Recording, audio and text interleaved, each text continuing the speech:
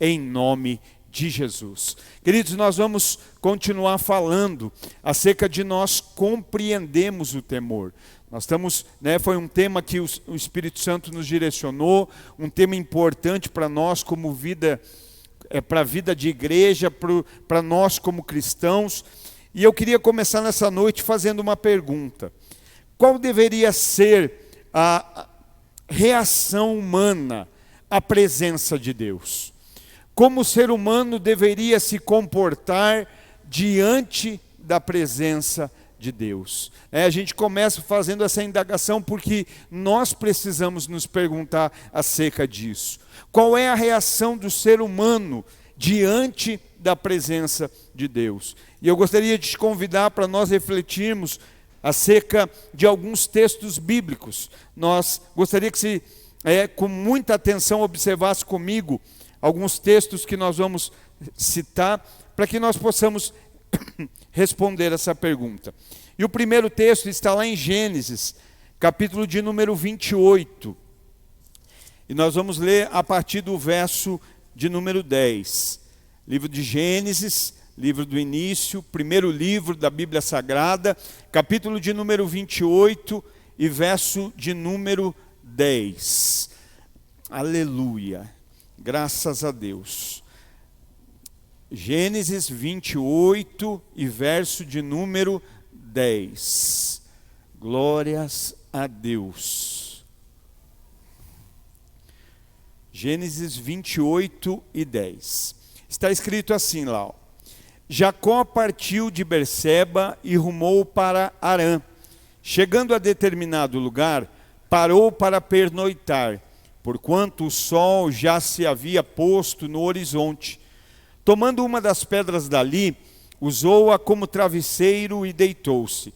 E teve um sonho, no qual viu uma escada apoiada na terra.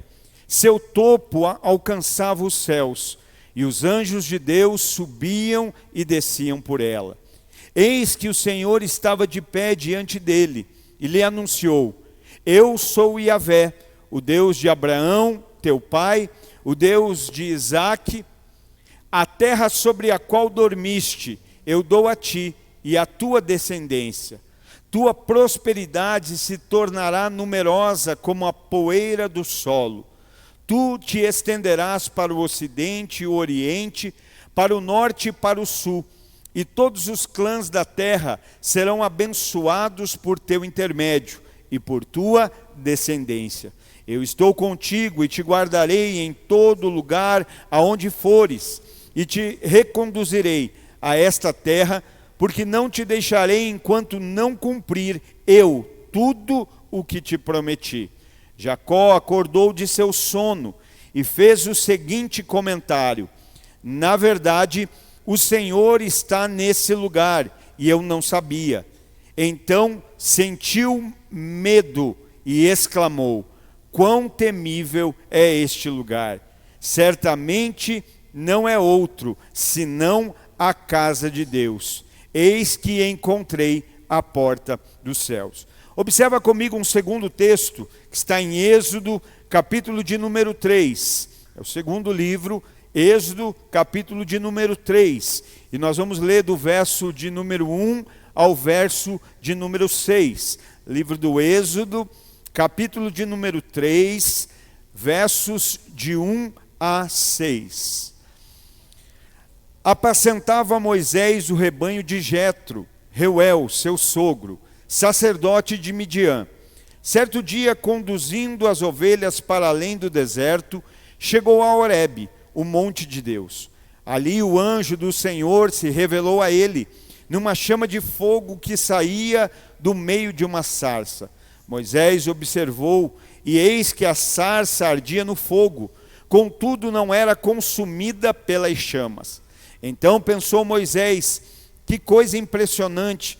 Por que será que o espinheiro não se queima? Devo chegar mais perto para contemplar esta maravilha? Então o Senhor viu que ele deu uma volta e se aproximava para observar melhor. E Deus o chamou do meio da sarça ardente: Moisés, Moisés. Ao que ele prontamente respondeu: Eis-me aqui. Deus continuou a dizer: não te aproximes daqui, tire as sandálias do teu pé, porque o lugar em que estás é uma terra santa. E disse mais: eu sou o Deus de teus pais, o Deus de Abraão, o Deus de Isaque e o Deus de Jacó. Então Moisés cobriu o rosto, porque temia olhar para Deus. Vem comigo no Novo Testamento, no Evangelho de Mateus, por favor, no capítulo de número 7. Evangelho segundo escreveu Mateus, capítulo de número 7. Evangelho de Mateus, capítulo de número 7. A partir do verso 1 também. 17, perdão, irmãos. Capítulo 17. Mateus 17. A partir do verso de número 1.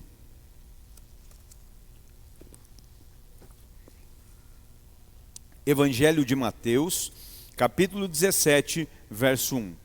Passados 6 dias, Jesus tomou consigo Pedro, Tiago e João, irmão de Tiago, e os levou em particular a um alto monte. Ali ele foi transfigurado na presença deles. Sua face resplandeceu como o sol, e as suas vestes tornaram-se brancas como a luz. De repente surgiram à sua frente Moisés e Elias, conversando com Jesus. Expressando-se, Pedro disse a Jesus: Senhor, é bom estarmos aqui. Se desejares, farei aqui 3 tendas, uma para ti, uma para Moisés e outra para Elias. Enquanto ele ainda estava falando, uma nuvem resplandecente os envolveu, e dela emanou uma voz dizendo: Este é o meu filho amado, em quem me regozijo. A ele atendei. Ao ouvirem isso, os discípulos prostraram-se com o rosto em terra e ficaram atemorizados. Queridos, nesses 4 textos que nós lemos aqui, nessas 4 porções da palavra de Deus, da Bíblia Sagrada, nós encontramos 2 semelhanças.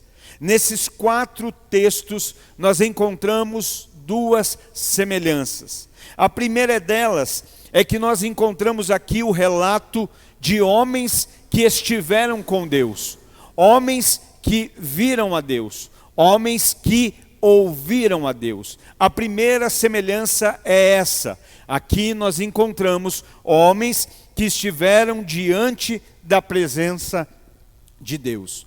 E a segunda semelhança? A segunda semelhança foram as suas reações. Foi a forma como eles reagiram a essa presença. Em todos os casos, em os 4 trechos, porções da Bíblia que nós lemos, nós vemos que eles sentiram temor. Diante da presença de Deus, esses homens sentiram temor. Sabe, todos os crentes, todos os cristãos que chegam perto de Deus, a ponto de ouvi-lo, no caso aqui de alguns, de vê-lo, eles tiveram a mesma reação, tiveram temor. Houve temor. Então fica muito claro, biblicamente falando, segundo a Bíblia, que homens piedosos, homens como Jacó, homens como Moisés, homens como os discípulos, Pedro, Tiago, João, ainda poderíamos citar aqui Isaías, ainda poderíamos citar aqui Paulo, homens piedosos que sentiram medo na presença de Deus. Homens piedosos que diante da presença de Deus temeram. Essa foi a reação deles. E eu acredito que esse temor, esse medo que a Bíblia cita, tem a ver com autoridade. Tem a ver com a autoridade de Deus. Não é um medo de castigo, não é um medo de justiça, não é um medo de juízo. É um medo, um temor reverente à autoridade de Deus, de quem entende a grandeza de Deus, de quem entende quão poderoso Deus é. Não sei se você já se sentiu assim, Mas ainda que esteja tudo certo, como está, graças a Deus, quando para um carro de polícia, você não fica meio desconfortável? Porque tem uma autoridade do seu lado. Quando você cruza por um oficial, você não se sente assim, um tanto quanto constrangido? E não é que tenha nada de errado, mas é devido à autoridade que está perto de você. E eu acredito que a reação desses homens referente a Deus está atrelada à autoridade de Deus. É um medo, um temor, mas concernente à grandeza de Deus, à autoridade, à soberania, ao quão Deus é poderoso. Sabe, eu queria que nós imaginássemos por um momento que esse mesmo Deus que deixou Jacó temeroso, esse mesmo Deus que deixou Moisés com medo, esse mesmo Deus que deixou Pedro e os discípulos na transfiguração temerosos. Eu queria que você imaginasse esse mesmo Deus, se ele entrasse no seu quarto, se ele entrasse lá no seu quarto, na sua casa, será que nós continuaríamos a ver o que nós vemos no nosso computador? Será que nós continuaríamos a ver o que nós vemos nos nossos celulares?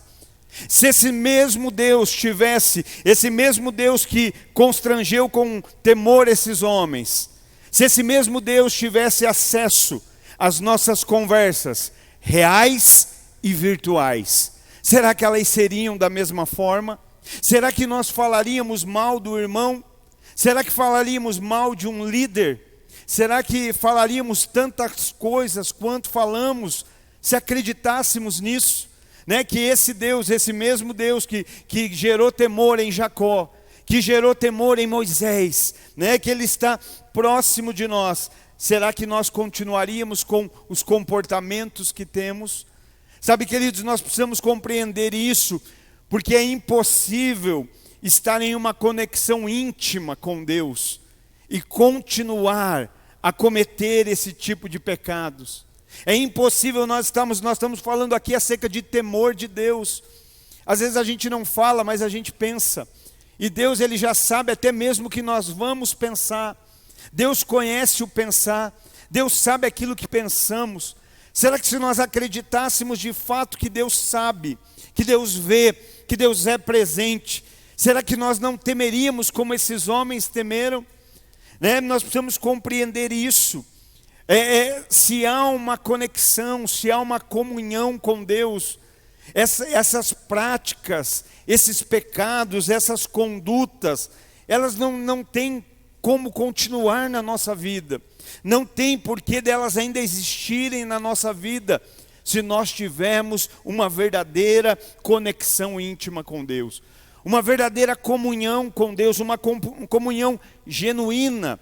E eu sei que se perguntasse aqui, todos nós acreditamos ter comunhão com Deus. Talvez você diria, hoje eu orei, hoje eu li a Bíblia, hoje eu estou aqui no culto, hoje eu já dizimei. E você diria, eu tenho uma comunhão com Deus. Eu acredito que todos nós aqui acreditamos ter uma comunhão com Deus. Mas você consegue compreender que se de fato essa comunhão é verdadeira, é genuína, é íntima, tem coisas que não faz mais sentido ainda estarem acontecendo na nossa vida. Esses homens, quando contemplaram a presença de Deus, eles temeram, eles tiveram medo, eles ficaram, como diz algumas versões, receosos. Então, se temos uma verdadeira comunhão, algumas coisas já deveriam ter mudado. Por esse temor, por esse zelo, por esse medo. Mas é aqui que vem a parte assustadora disso. Porque a parte mais assustadora não é a questão de a gente não acreditar que tem comunhão. A questão assustadora é a gente acreditar que tem comunhão e ainda continua vivendo na escuridão. A parte mais assustadora é essa: acreditarmos que estamos vivendo em comunhão com Deus, mas ainda continuamos a viver na escuridão. Mateus capítulo 7, e verso 22 traz um texto que nos ajuda a refletir sobre isso. Mateus capítulo 7, a partir do 22. E o texto diz assim, Mateus capítulo 7, verso 2, capítulo 7, verso 22 e 23. Nem todo que me diz, Senhor, Senhor, quem é que diz Senhor? Aquele que tem comunhão, aquele que tem relacionamento, aquele que acredita ter uma conexão íntima, aquele que diz, eu frequento igreja, eu carrego Bíblia, eu digo, paz seja convosco, eu digo, glória a Deus, eu digo, no sangue de Jesus está amarrado, eu dizimo e oferto, eu acredito ter comunhão, Ele é o meu Senhor. Mas Ele está dizendo assim, nem todo o que me diz Senhor, Senhor, entrará no reino dos céus, mas aquele que faz a vontade de meu Pai que está no céu.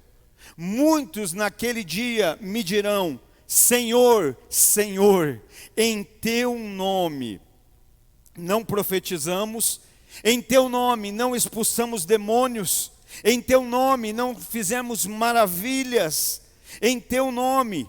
E ele diz, então lhes declararei, eu nunca vos conheci.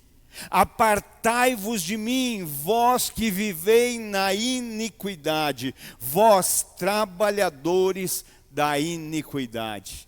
Lembra que nós falamos semana passada, que a partir da nossa dor, nós começamos então a reparar, a comparar a nossa vida atual com a nossa vida ideal.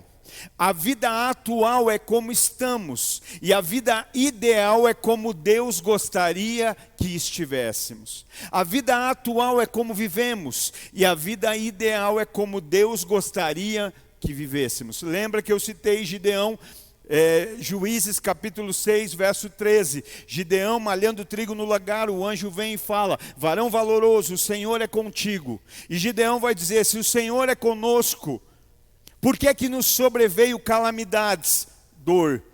E aí ele vai dizer, se o Senhor é conosco, aonde estão as maravilhas que os nossos pais nos contaram? Estado ideal. E ele diz, se o Senhor é conosco, por que é que nós estamos como abandonados pelo Senhor e como escravos na mão do inimigo atual? Então Gideão expressa a dor e compara o estado ideal com o estado atual. E sabe por que eu estou dizendo isso? Porque aqui, nesse ensinamento que Jesus está fazendo, nós também encontramos isso. Porque ele está dizendo assim, naquele dia, ele diz, nem todo que me diz Senhor, Senhor, entrará no reino dos céus. Não vai entrar por chamar de Senhor, mas sim por fazer a vontade do Pai. O que é que ele está mostrando aqui? O estado ideal.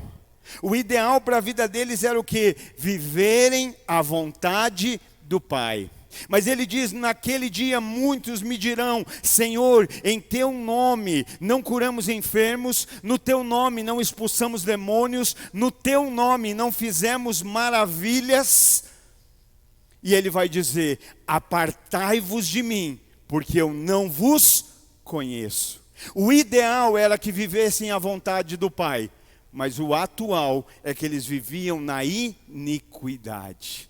E é isso que nós precisamos pensar. Olha que coisa assustadora, eu fico pensando acerca desse povo, que Jesus está dizendo que é um povo que vai argumentar com ele, vai dizer assim, Senhor, mas em teu nome nós fizemos maravilhas, em teu nome nós fizemos milagres, em teu nome nós curamos, não sei você, mas penso eu, ninguém vai argumentar tentando se defender, se não acreditar que aquilo que fez era certo.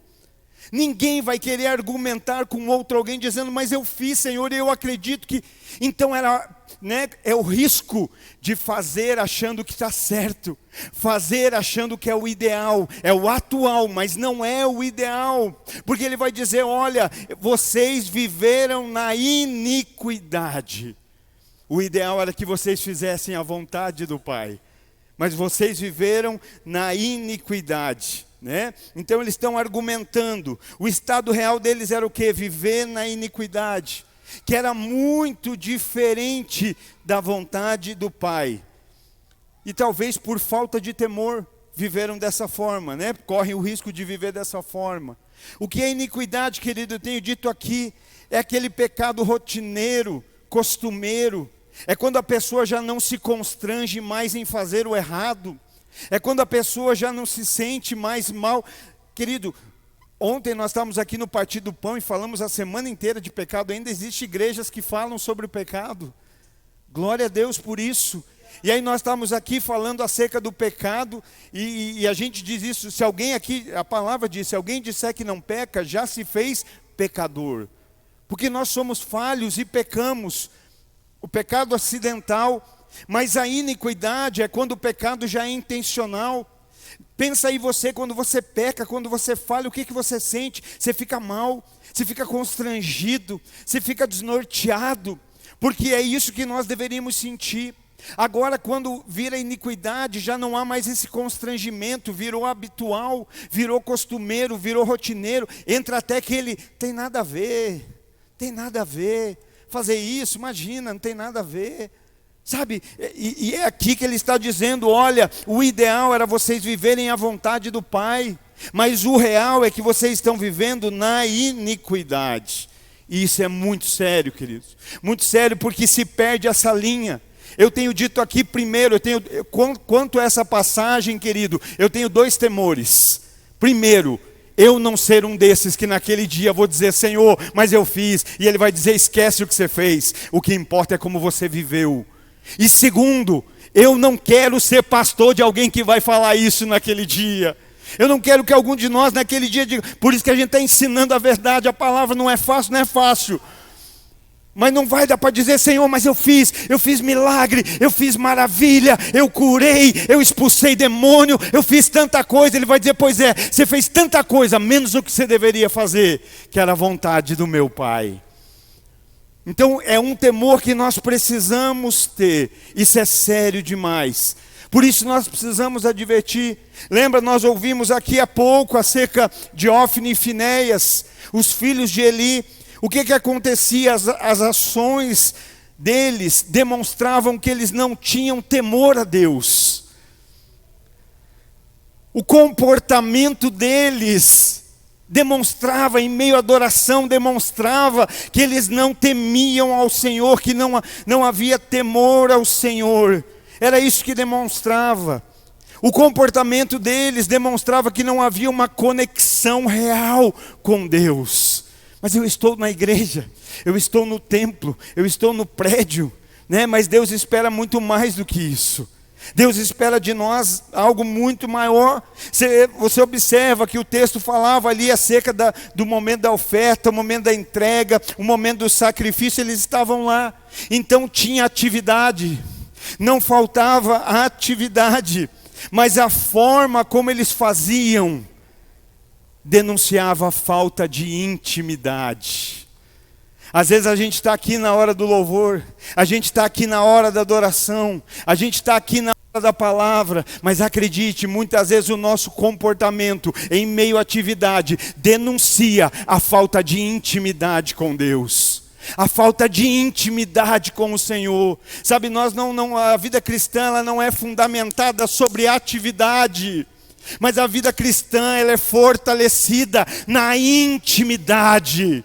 Não tem a ver com quanto nós fazemos para Ele, mas tem a ver com quanto nós permitimos Ele fazer em nós.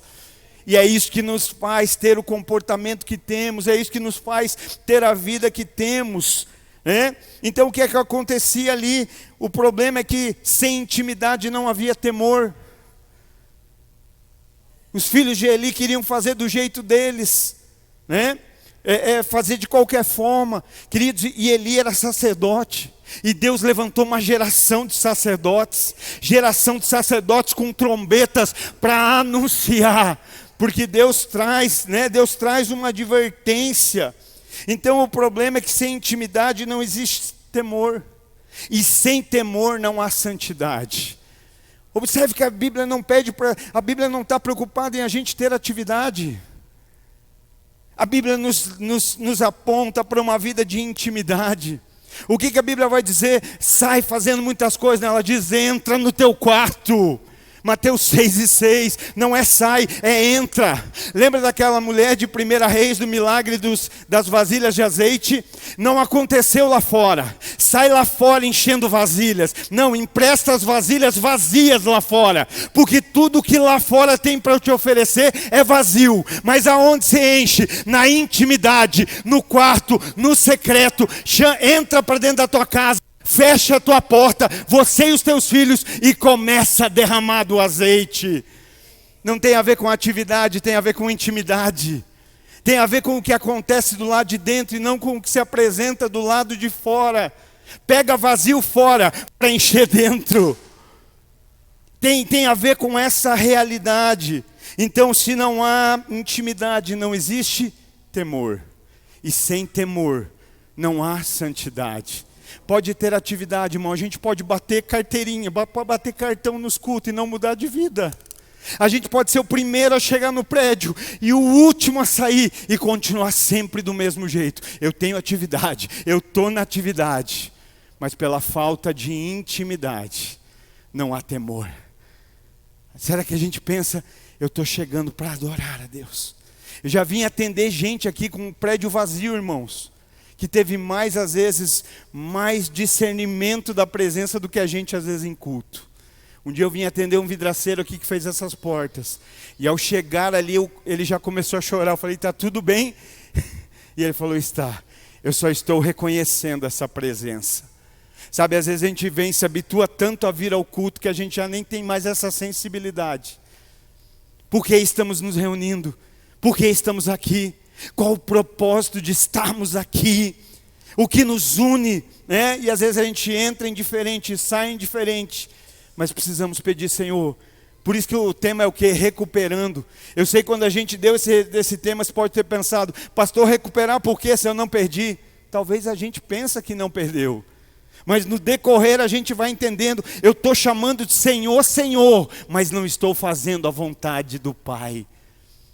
E a gente precisa observar. Então olha lá 1 Samuel capítulo 2 e verso 30. Nós precisamos aprender com essa história. Nós precisamos aprender a lição que encontramos ali. 1 Samuel 2 e 30. Aleluia. Portanto, Yahvé, o Deus de Israel, declara solenemente. Aqui ele está falando a Eli. Ele vai advertir, existe uma dor, existe um incômodo. E para que essa dor? Não é para você conviver com ela. Não é para você se acostumar com essa dor. Não é para você ter comunhão com a dor. É para você ter reflexão em cima da dor. O que é que está desalinhado que está gerando essa dor? O que é que está fora do lugar que está causando essa dor? E a partir da dor eu começo a refletir acerca do ideal e acerca do real. Portanto, Yahvé, o Deus de Israel, declara solenemente: prometi à tua família, que família? Família de Eli e a linhagem de teu pai, que ministrariam diante de mim para sempre. Olha o que o Senhor está dizendo para Eli: eu prometi, é promessa minha, que vocês ministrariam diante da minha presença para sempre. O que é isso? O ideal. Deus está mostrando, olha Eli, o ideal da tua família é vocês ministrarem diante da minha presença para sempre. Mas o texto não termina, e ele continua: entretanto, agora o Senhor declara: longe de mim tal propósito. Ora, honrarei aqueles que me oferecem honra, mas aqueles que me desprezam, igualmente serão tratados com desprezo. É chegada a hora, portanto, em que aniquilarei o teu poder e a força da família de teu pai, como se decepa um braço, e jamais haverá algum idoso na tua família. Olha quem está falando, o Senhor. Olha o que o Senhor está mostrando, o ideal era que vocês ministrassem na minha presença para sempre. O ideal é que a tua casa, a tua família, a tua prole ministrasse diante da minha presença constantemente. Sabe por que culto após culto a gente vem falar aqui a verdade? Porque o nosso desejo é que você permaneça ministrando com a sua vida diante de Deus para sempre. Ou pelo menos aqui até Jesus voltar. E aí às vezes a gente é chato. Mas eu prefiro ser o chato que não te deixa morrer, do que ser o legal que está vendo você perecer e não faz nada. O desejo de Deus é que estejamos ministrando diante da presença dEle para sempre. Não é isso, João 4? Não diz isso? Está chegando a hora, e de fato já chegou, em que Deus procura os verdadeiros adoradores, aqueles que o adoram em espírito e em verdade. E Ele está aqui, dizendo, olha, o ideal era esse, mas sabe qual é o real? Acabou, findou, não vai haver idoso na tua descendência. Eu estou acabando aqui, estou tirando a força. Vou encerrar a história. Então havia a posição ideal, qual era? Andar diante de Deus, andar na presença de Deus. Consegue compreender? Lá no ensino de Jesus, de Mateus, que ele diz, o ideal era que vocês fizessem a vontade do Pai, mas vocês vivem na iniquidade. Aqui para ele diz, o ideal é que vocês andassem diante de Deus, mas como não foi, eu os desprezarei. É isso que Deus está falando. Então, nós precisamos comparar a nossa vida hoje, o nosso atual, o nosso estado atual. A gente não fala tanto de propósito aqui, propósito, Deus tem um propósito, já ouviu isso? Deus tem um propósito para a sua vida. Pois é, Deus tinha um propósito para a vida de Eli. Só que nesse momento que ele está dizendo, longe de mim tal propósito. O que Deus está dizendo? Com essa atualidade, meu propósito não se cumpre. Com essa atualidade que você está vivendo, não vai haver estabelecimento de propósito. Então por isso nós precisamos comparar a nossa vida, irmãos. Entendeu? É a nossa vida, não é a vida do vizinho, não é a vida do irmão do lado, não é a vida do irmão da outra igreja. É cada um de nós compararmos a nossa vida atual com a vida ideal que a Bíblia tem. O que é que Deus tem para mim? Qual é a verdade que Deus tem para mim? Qual é a verdade que eu estou vivendo hoje? Então nós precisamos fazer essa comparação acerca da vida atual com a vida ideal, que está aqui, o alvo é a Bíblia. O que é com o que deveria ser. Como estamos e como deveríamos estar. Sabe, acredite, Deus está interessado em realinhar.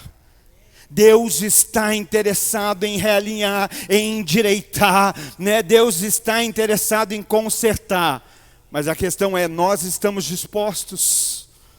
Nós estamos dispostos a dizer, Deus me realinha, Deus me endireita, eu quero voltar para o alinhamento. Sabe, querido, quando Deus ele não pode mais nos alcançar espiritualmente, acredite, Ele não vai ter problema em nos tocar fisicamente.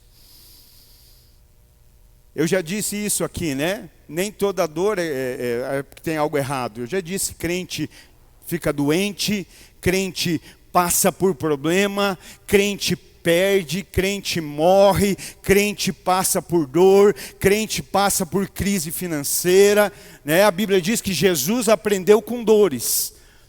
Só que nós precisamos compreender isso, porque dentro do temor a gente vai entender que quando Deus, Ele quer nos alinhar, mas quando Ele não consegue mais nos alcançar espiritualmente, Ele não tem problema em nos tocar fisicamente. Ele não tem problema em tocar o nosso físico para nos alinhar espiritualmente. Nem todos os problemas físicos, materiais e até mesmo financeiros são prova disso. Não quer dizer que toda dor, toda doença, todo problema, toda crise financeira é porque Deus está alinhando. Não, nem sempre. Mas o que eu estou dizendo é que Deus usa sim. Deus toca sim no físico, aonde Ele precisar tocar para nos alinhar espiritualmente. Se queremos viver debaixo do temor, temos que ter essa consciência. Semana passada, enquanto nós estávamos indo lá para Alcance, eu com alguns irmãos no carro, a gente estava ali falando da Bíblia, falando da palavra, e Deus deu algo que eu compartilhei com eles ali no carro. E eu queria que você pensasse acerca disso. Imagina assim comigo que você tem um amigo muito chegado, é mais chegado que um irmão, que ele é assim de próximo, e esse seu amigo é cego. Eu não sei se ele é cego em todo o tempo ou está temporariamente, mas ele é cego. E esse amigo cego seu está caminhando. E você fica feliz porque o amigo cego caminha. Ele é cego, está caminhando. Só que de repente você observa que esse amigo cego está caminhando em direção a um precipício, a um desfiladeiro. E pior, ele está indo em passo acelerado. Você como amigo, o que você vai fazer? Se você é amigo de verdade, em primeira instância, você vai chamá-lo. Você vai dizer: ei amigo, para, porque você vai cair no desfiladeiro. Para, porque você vai cair no penhasco. Para, porque você vai se matar, você vai morrer, não é isso? Mas se o seu amigo não der bola para o que você fala, se o seu amigo não der bola para a sua palavra, o que é que você vai fazer? Em segundo ponto, você vai tocá-lo. Você vai colocar a mão nele e dizer: para amigo, para que você vai morrer, para que você está caminhando para o desfiladeiro. Mas a minha pergunta é: e se ele não der atenção à sua palavra? E se ele não der atenção ao seu toque? O que é que você faz? E aí nós chegamos numa concordância no carro. Nós embolamos ele.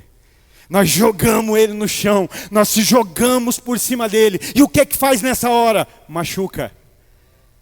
E aí ele diz assim: meu amigo está me machucando, mas está me machucando para me salvar. Está me machucando para que eu não morra. Eu prefiro ser alguém machucado do que alguém morto. Eu prefiro talvez ter ralado aqui porque alguém veio e me embolou com muito amor e carinho para eu não morrer, para eu mudar de caminho, do que estar lá inteirinho morto. E sabe, Deus muitas vezes faz assim, Ele libera a palavra. Ei, você está indo para o penhasco. Você está caminhando para a morte. Você está caminhando para o desfiladeiro. E às vezes a gente não escuta. Às vezes a gente não dá ouvidos. E aí Deus então decide nos tocar. O doce e meigo Espírito nos toca, nos constrange, dizendo: muda de vida, muda de vida, muda de vida, muda de caminho, muda de história. E aí mesmo assim a gente não ouve.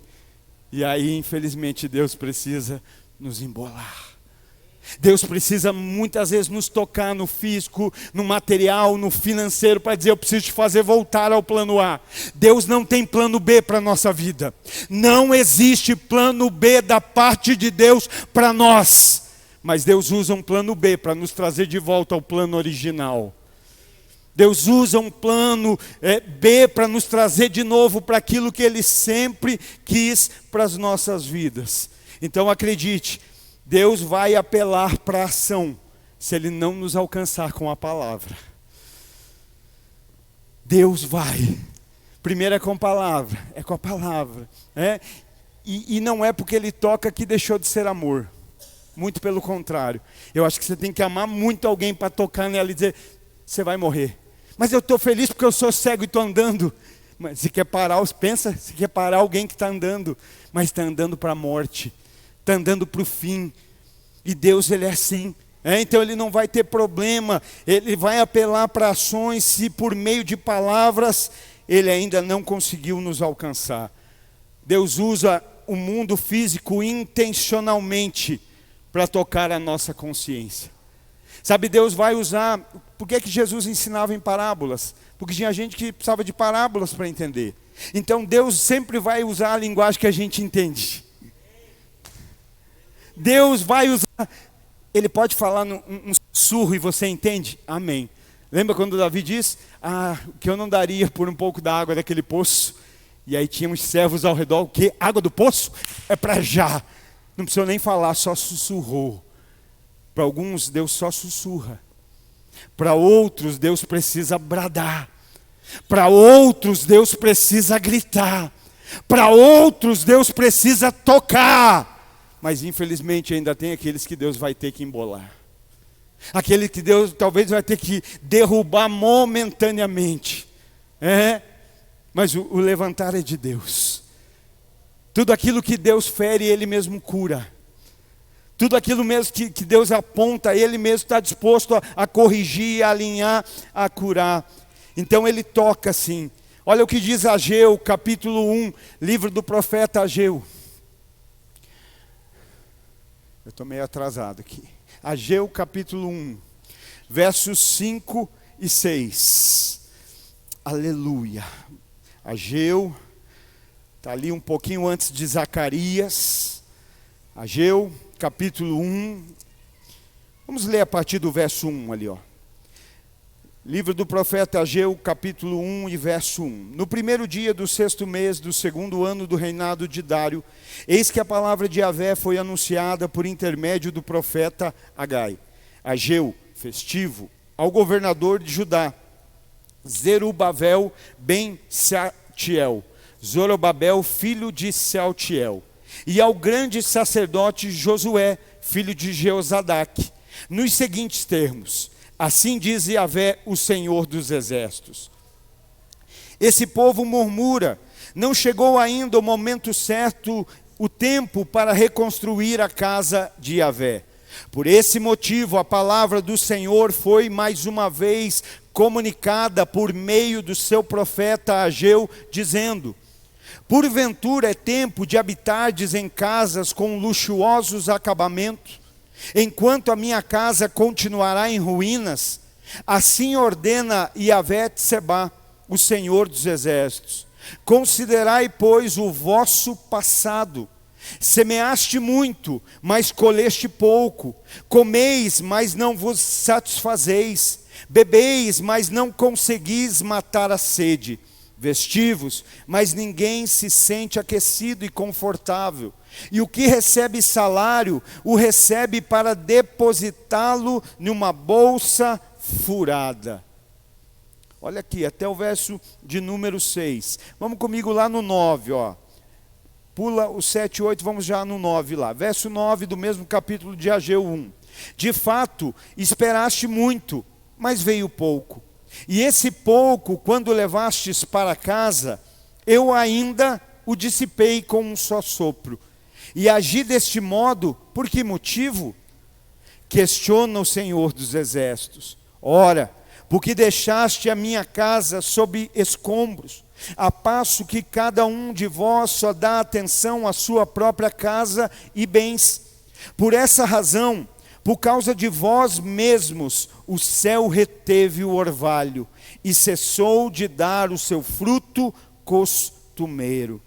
Então olha aqui qual era o problema. O problema era um problema espiritual. Era a casa de Deus que estava em ruínas.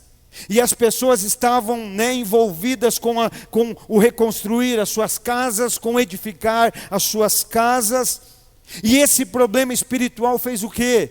Levou a uma disciplina material. Observe que Deus não está dizendo aqui, olha, e veio o devorador. Não, Deus não fala o devorador. E Ele diz assim: quer saber por que eu fiz assim? Deus está dizendo: você quer saber por que eu fiz isso? Você quer saber por que você semeia, mas colhe pouco? Você quer saber por que você bebe e não se sacia? Você quer saber por que você come e não se farta? Você quer saber por que você se veste e não se aquece? Você quer saber de tudo isso? Eu te respondo: porque eu, o Senhor. Olha o que Deus está dizendo: eu fui o Senhor. Ele está dizendo ali, questiona o Senhor dos exércitos: ora, porque deixaste a minha casa sobre escombros. Vamos parafrasear: eu toquei no material, porque você foi desleixado, você foi relapso com o espiritual. Eu toquei no físico, porque você não se importou com o espiritual. Eu precisei falar na linguagem que você está entendendo o que ele está dizendo, gente? Aquele que recebe como num saco furado. Recebe, põe por cima no saco, na primeira necessidade vai buscar, cadê? Acabou, não tem mais. E você observou ali que ainda, ele diz ali, e o que ficou, e ainda, de fato esperasse muito, mas veio pouco, e esse pouco, quando levaste para casa, eu o dissipei com um sopro. De quem é esse sopro? Do diabo? Do inimigo? Do devorador? Não, de Deus. Por que Deus está tocando no físico? Para alinhar esse povo com o espiritual. Para alinhar o espiritual desse povo. Às vezes você pensa, mas eu faço, por que isso acontece? Eu faço porque que nunca sobra. Eu faço porque que nunca chega. Eu faço porque que nunca tem.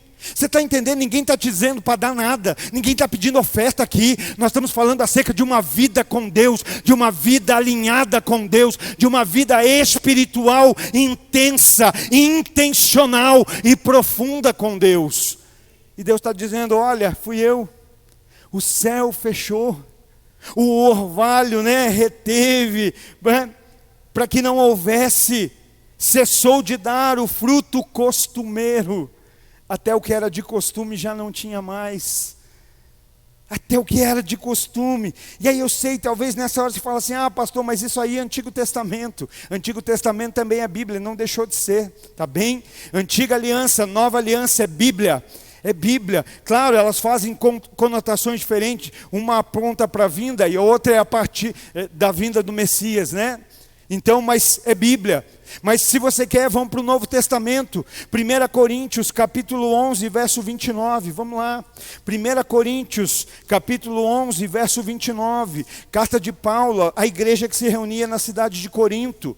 Observa lá esse momento que a gente fala tanto, o momento que fala da ceia, da celebração da ceia. 1 Coríntios 11, verso 29 e 30. Olha o que o Espírito diz. Pois quem come e bebe sem discernir o corpo, come e bebe para juízo. Eis a razão porque há entre vós muitos fracos, doentes e alguns até que já dormiram. E esse dormir fala de morte. Olha o que ele está falando. Por não ver o discernimento do corpo. No momento da ceia que nós estamos fazendo, lembrando o sacrifício de Jesus. O corpo que foi entregue, o corpo que foi moído, o sangue que foi derramado. No momento da ceia, nós estamos olhando para o corpo igreja, por corpo família de Cristo, por corpo, que Paulo diz, nós somos um corpo espiritual, somos membros que formam um corpo a qual Cristo é o cabeça. Mas o que ele está dizendo? A falta, onde está o problema espiritual aqui? A falta de discernimento, a falta de compreensão. Sabe quando você lê 1 Coríntios, você vai ver Paulo dizendo, olha, essa ceia de vocês era melhor que nem tivesse mais.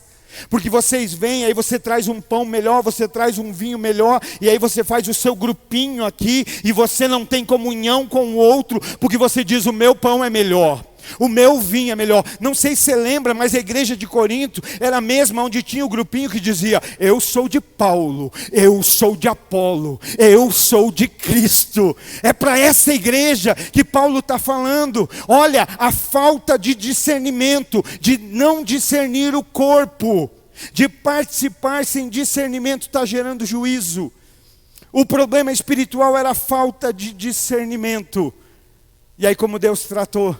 Qual foi o tratamento? O que ele está dizendo? Por isso há entre vós alguns fracos, doentes e outros que já dormiram. Então havia o problema espiritual e houve a disciplina material. Acredite, isso acontece. Como eu disse, nem todos os problemas estão atrelados a isso, mas talvez hoje à noite você pensar nas dores, nas lutas, nas dificuldades, nos problemas que aparecem. Eu disse aqui, eu pedi perdão aqui no partir do pão, porque a gente falava muito de temor e só falava acerca de temor como reverência, como honra, e realmente temor é reverência, temor é honra, mas lendo a Bíblia nós vemos que temor também é medo. Por que que hoje muitos lugares fazem o que querem e ainda dizem que é em nome de Deus? Porque perderam o medo. Já viu o filho que perde medo do pai? O filho, quando perde o medo do pai, ele faz o que desagrada o pai na frente do pai, para esnobar o pai. Não é assim? Mas você já viu o filho que teme ao pai? Ele pode estar fazendo, o pai entrou no ambiente, ele muda o comportamento. Sabe, tem algumas coisas que a gente precisa rever. Talvez a gente falou aqui, porque às vezes a gente fica desequilibrado, E aí você fala, é só reverência, é claro, reverência é algo importante, respeito é algo importante. Mas aí a gente já perde um pouco dessa linha, autoridade, porque ele é. E aí a gente fala aqui, olha, o crente perde, o crente tem dor, o crente fica doente, o crente perde emprego, o crente morre, o crente pega Covid, o crente isso. E aí a gente pensa, então é tudo bênção, está tudo certo. Nem sempre. Muitas vezes é Deus disciplinando. Muitas vezes é Deus tocando no físico para nos trazer para o alinhamento espiritual. Por isso que eu digo, qual é o nosso desejo hoje? Porque você, quando entende, irmão, você já não quer mais caminhar do mesmo jeito. Você já não quer mais caminhar. Eu me lembro de um homem que, na busca de uma bênção, ele engana o pai. Na busca de uma bênção, ele trapaceia o irmão, ele passa por cima do irmão mais velho. Será que não parece bem a gente, os crentes do século 21, que em busca de uma bênção, a gente engana o pai. Em busca de uma bênção, a gente quer passar a perna no irmão mais velho, Jesus. Só que uma hora é descoberto, porque a Bíblia diz que não há nada que continue encoberto. Não há nada no oculto que continue oculto. E de repente uma hora a verdade vem. E quando vem, esse homem precisa fugir. Foge do pai, foge do irmão, foge da rotina diária, foge da sua família. E nessa fuga ele vai cair na mão do enganador, porque já diz a Bíblia, tudo aquilo que o homem planta, isso o homem certamente colherá. Na mão do enganador ele sofre, vai trabalhar dobrado para ter a esposa que queria. Lembra? Chega um ponto que ele não aguenta mais e diz, eu não quero mais, eu preciso ir embora daqui. E indo embora, ele vai ficar sabendo que seu irmão está vindo. Estou falando de Jacó e Esaú.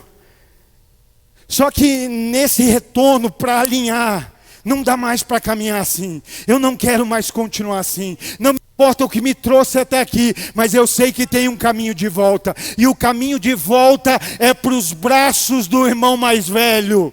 Só que entre onde está atual e o ideal, sabe o que tem? Tem um vale.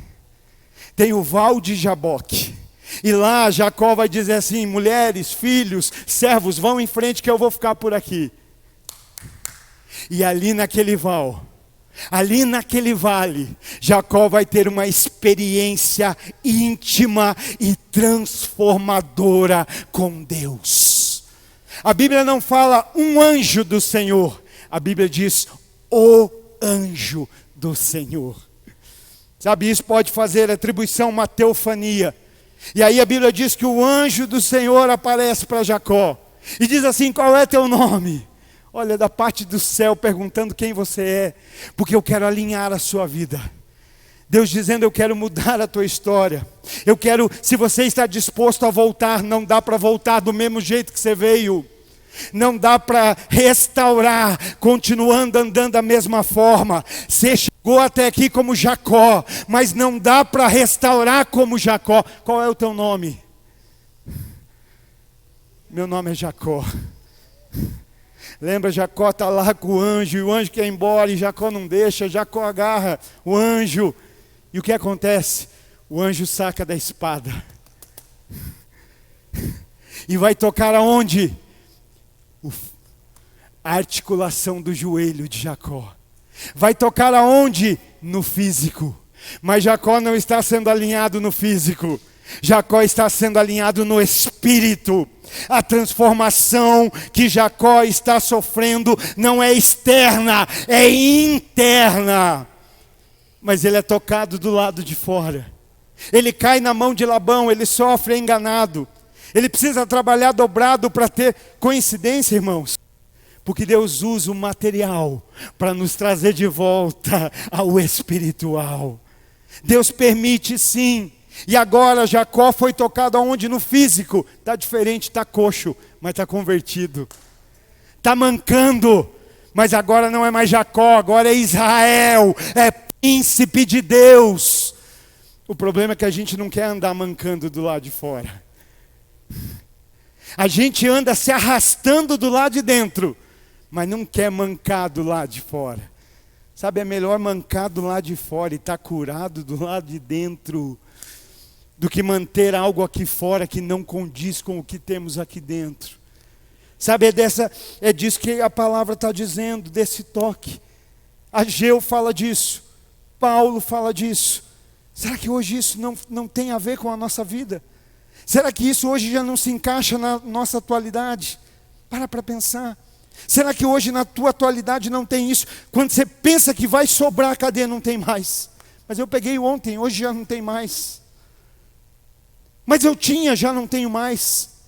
Será que não fala da nossa atualidade hoje? Estamos na ceia, estamos na mesa, mas fracos, doentes.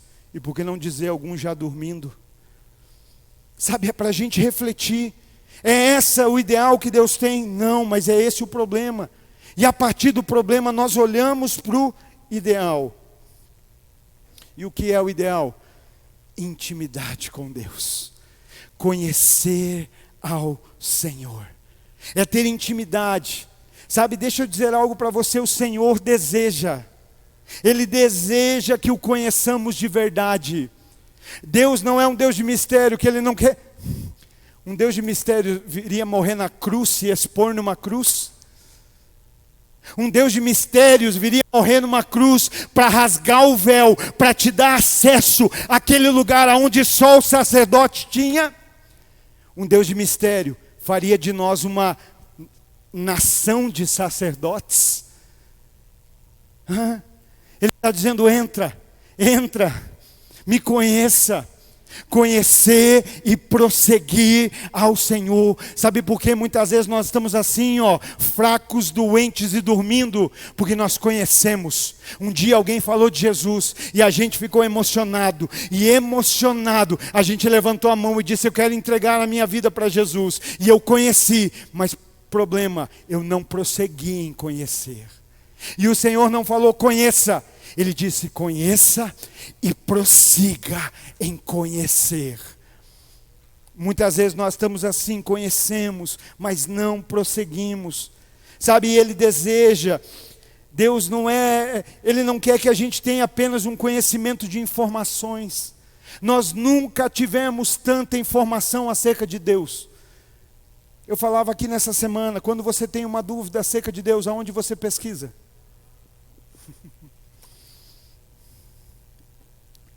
No Google. Fala qualquer coisa. Não existe. Nós não cremos na unção pastoral feminina. Aí você vai procurar onde? No Google. Unção feminina. O que a Bíblia diz? Não, irmão, vai para a Bíblia. Vem para a Bíblia. Porque se a gente for procurar no Google, o Google vai dizer: Raquel era pastora de ovelhas, de bichinho, de animais. Não encargo, não vocação pastoral.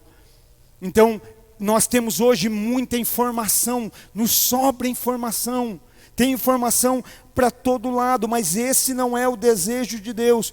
Olha o que diz 1 Timóteo 6:20, Paulo falando ao seu filho na fé, Timóteo: ó Timóteo, guarda o que te foi confiado, evitando os falatórios vãos e profanos, e as oposições da falsamente chamada ciência. Algumas versões dizem conhecimento. Paulo está dizendo ao seu filho na fé, Timóteo: Timóteo, guarda o tesouro que você recebeu. Evita os falatórios, evita as conversas profanas, e mais do que isso, evita, o falso conhecimento. Sabe, ele está falando de um conhecimento que não é verdadeiro. Ele está falando de um conhecimento que não é legítimo. Ou seja, há um tipo de conhecimento que não é válido. Ele está ali falando da falsa ciência. Será que hoje já não existe muito isso no meio cristão, irmãos? As pessoas aceitando as falácias, as tagarelices, só porque nos emociona. Sabe, o que traz vida para a gente não é o que nos emociona. O que liberta não é a emoção, o que liberta é a verdade. Conhecereis a verdade e sereis liberto. É a verdade, não é a emoção. Então, um falso conhecimento, ele é composto de ideias expressas em palavras, de teorias humanas, de tagarelices. Será que você nunca viu algo dentro de uma denominação que você fala: meu Deus, de onde esse povo tirou isso? De qualquer lugar, menos da Bíblia. Por quê? Porque isso é um falso ensino, isso é uma falsa ciência, isso é um falso conhecimento. É chamado de conhecimento, mas não é conhecimento na verdade. E o que é que um falso conhecimento vai fazer, irmãos? O que é que o falso conhecimento faz na vida daquele que o recebe? Porque olha como hoje nós somos mais uma geração que parece hedonista de qualquer coisa. Hedonistas são aqueles que sentem, que vivem pelo prazer, que o fim é o prazer em si. Nós estamos falando de dor, mas a pessoa está aqui dizendo, não, eu vou para um lugar onde eu sinta prazer. Eu vou vir na igreja para sentir um desconforto. Eu vou vir na igreja para sentir uma dor. Se tem dor é porque tem algo desalinhado, irmão. Então eu vou procurar um lugar onde eu tenha prazer. Porque no lugar do prazer, até enquanto está falando, eu estou pulando. E aí a gente vai aqui e começa a procurar os lugares de prazer. E não estou falando nem do pecado, estou falando dentro do contexto espiritual. Aí vamos lá, videozinho de TikTok, me emocionou. Vamos lá procurar o que dá prazer.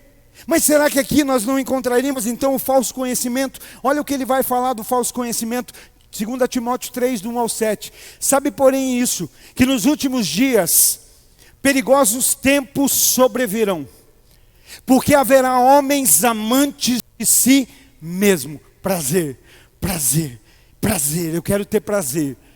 Avarentos, presunçosos, orgulhosos, blasfemos, desobedientes a pais e mães, ingratos, profanos, sem afeto natural, irreconciliáveis, falsos acusadores, incontinentes, cruéis, inimigos daqueles que são bons, traidores, obstinados, soberbos, mais amantes dos prazeres do que amantes de Deus, tendo aparência de piedade, mas negando o poder dela.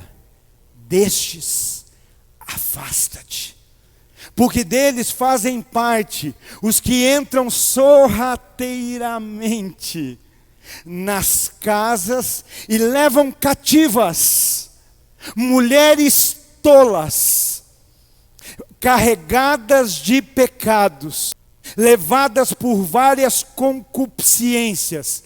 E olha o que diz aqui, que sempre aprendem. Vamos lá, diga isso. Sempre aprendem. Bem forte, irmão, para a gente gravar. Sempre aprende. Não é para você repetir para ninguém, não, é para você gravar. Sempre aprendem. Continuo eu. Que sempre aprendem e nunca são capazes de chegar ao conhecimento da verdade. Está faltando aprender?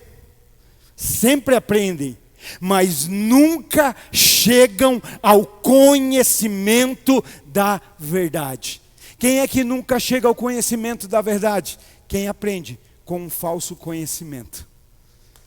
Quem aprende com uma falsa ciência. Quem aprende com um falso ensino. O que volto a dizer, João 8,32, conhecereis a verdade e a verdade vos libertará. Está aprendendo e não está liberta. Por quê? Porque não conheceu a verdade.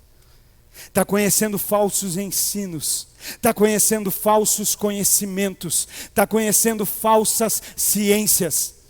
Já disse para você, irmão, não é que você tenha que parar de ver, mas toda vez que você vê, vá para a Bíblia. Seja bereano. Por que a gente vê aqui? Porque aqui a gente se emociona e não dá trabalho. Um dia eu aconselhando um rapaz, e ele tinha um vício. E ele falou, pastor, como é que eu faço? Eu não estou conseguindo largar esse vício. E eu falei, toda vez que você for fazer uso desse vício, você lê a Bíblia antes.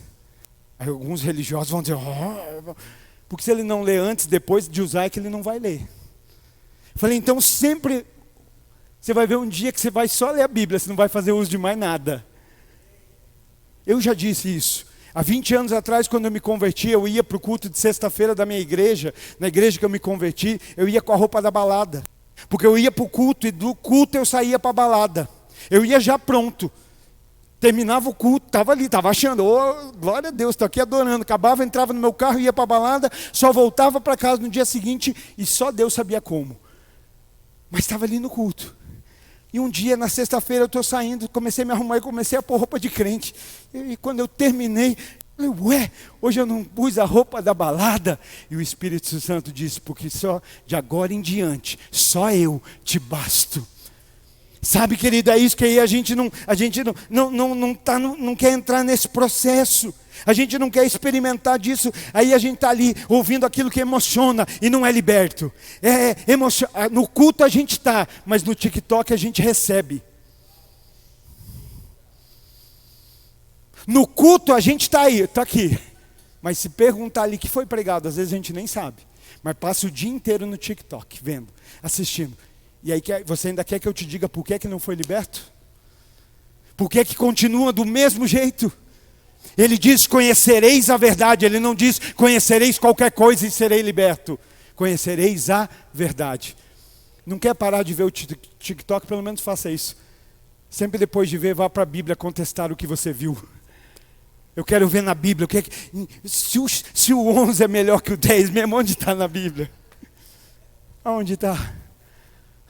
Vamos lá, vamos para a palavra, é isso que nos alimenta. Então, querido, aqui tem conhecimento, está aprendendo, mas não tem conhecimento de verdade.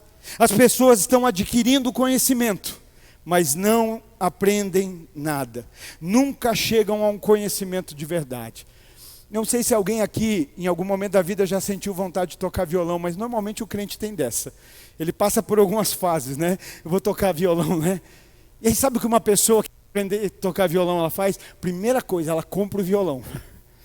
Depois de comprar o violão, ela compra o suporte para pôr na parede e pendurar o violão. Aí ela comprou o violão, comprou o suporte, agora ela compra palhetas, e compra muitas. Depois de comprar a palheta, ela compra capotraste, aquele que prende em cima. Ele compra o capotraste. Depois ele compra um negócio para pendurar aqui o violão, não é assim? Aí ele se inscreve num canal no YouTube que ensina a tocar violão. E até assiste de vez em quando uma aula ou outra. Mas a minha pergunta, olha só, ele tem tudo para tocar o violão. Ele tem o violão, ele tem o suporte, ele tem a palheta, ele tem o capotraste, ele tem a cinta, ele tem o canal. Mas isso não faz com que ele toque o violão. Ele tem tudo para tocar. Mas tudo isso não faz com que ele toque. Eu não sei se entendeu onde eu quero chegar. Isso não faz com que ele realmente toque, né? Então aqui, talvez a gente poderia com isso em mente até parafrasear 2 Timóteo 3,7, que eu falei aqui há pouco, dizendo assim, olha, eles tinham muita teoria.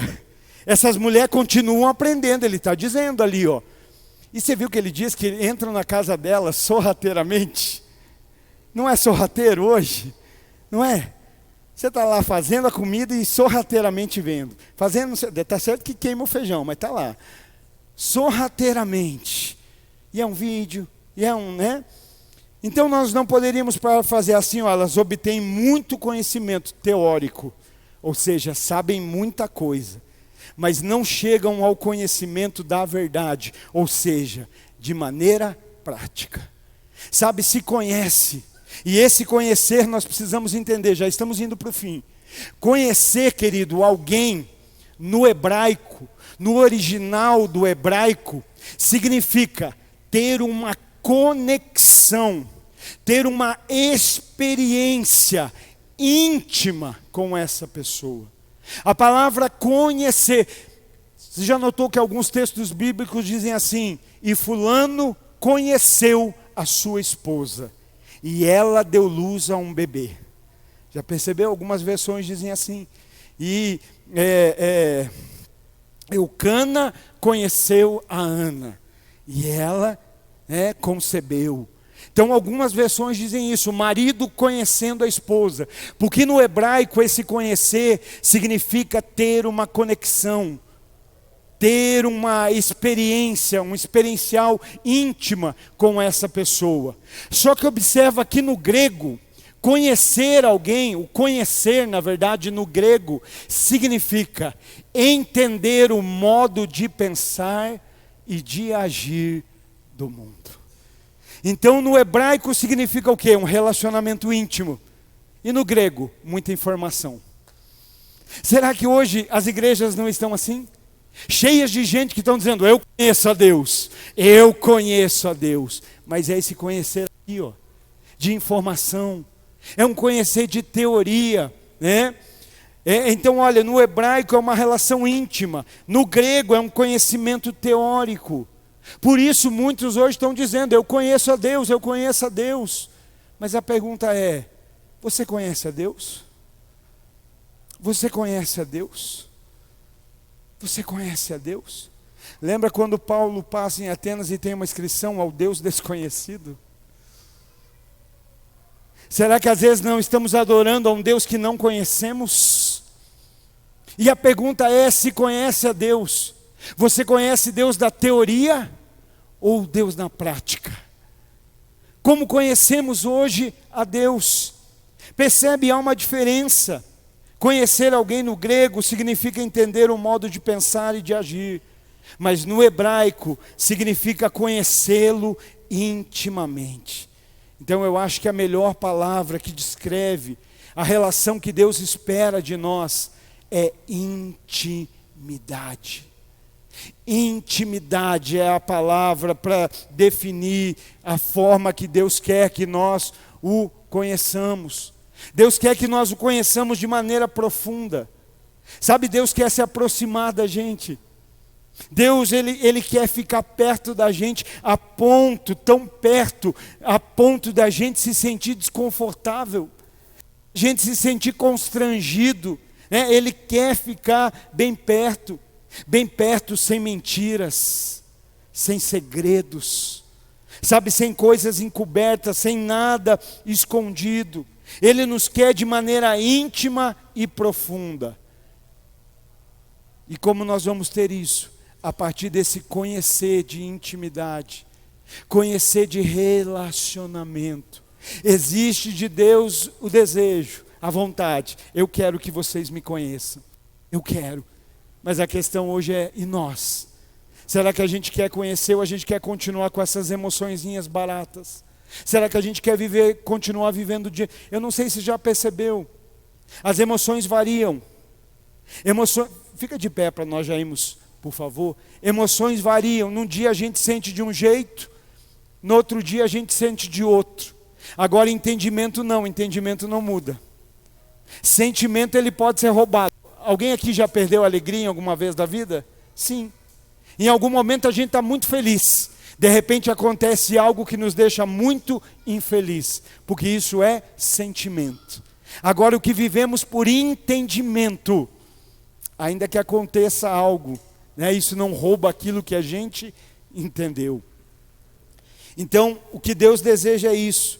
Só que se nós não tivermos o conhecimento de relacionamento, de intimidade, sabe, às vezes a gente fala umas palavras bonitas, a gente fala umas palavras difíceis, porque a gente quer impressionar.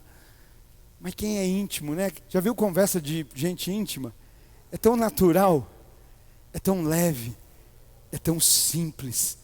Gente que tem intimidade se conhece no olhar. Gente que tem intimidade só no olhar, o olhar diz muita coisa. E Deus deseja que a gente conheça assim, por quê, querido? Porque acredite, sem o conhecimento de Deus, de intimidade, de relacionamento, a nossa vida vai desmoronar. A nossa vida não permanece sem a intimidade de Deus. Isaías, capítulo 5, e nós oramos. Livro do profeta messiânico, livro de Isaías, capítulo de número 5, a partir do 1. Aleluia, graças a Deus. Isaías 5,13, perdão. Portanto, o meu povo será levado cativo ao exílio, por falta de conhecimento, de sabedoria. Os seus nobres passarão fome e a multidão se secará de sede. Quem é o povo? O povo de Deus. O meu povo será levado cativo. Sabe, por falta de entendimento, por falta de conhecimento, por falta de um íntimo e verdadeiro e profundo relacionamento, nós nos tornamos cativos dos vícios, cativos do mundanismo, Porque pela falta de conhecimento. Sabe, querido, nós precisamos compreender por que perdemos esse conhecimento. Porque o conhecimento está disponível para nós. Ele está dizendo, o meu povo está sendo...